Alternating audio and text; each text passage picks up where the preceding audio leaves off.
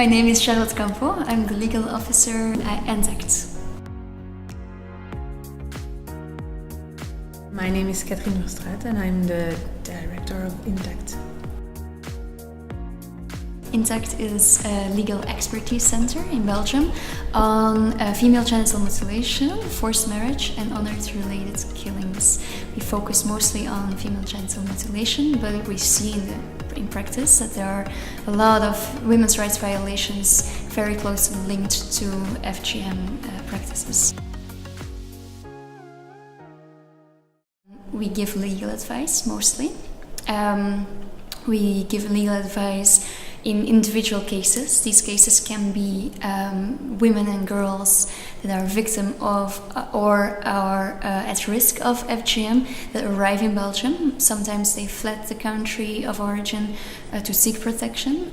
We assist their lawyers, their social assistants, the people around them, in order to introduce asylum claims on the basis of FGM or other women's rights violations.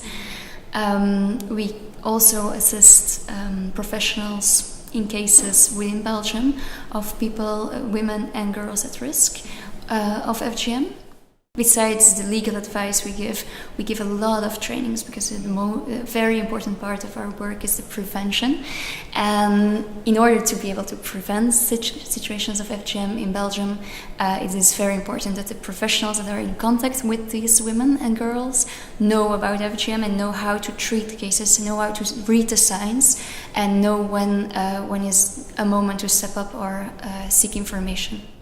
We notice that even if a lot of people know what's the practice of FGM, more and more cases are not going from bottom to the top, and that it's not treated. So they need to know how to work, what's the work frame of work, because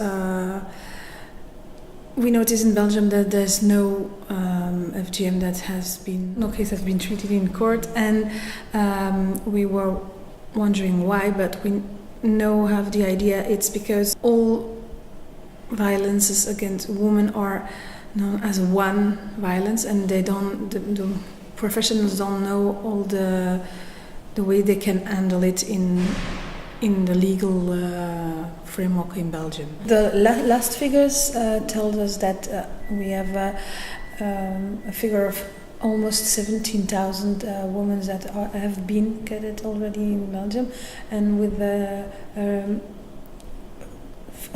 women and little girls, a figure of 9,000 that could be cut in the years to come. Brussels is still the biggest hub of people at risk, or women and girls at risk, but number 2 is Antwerp.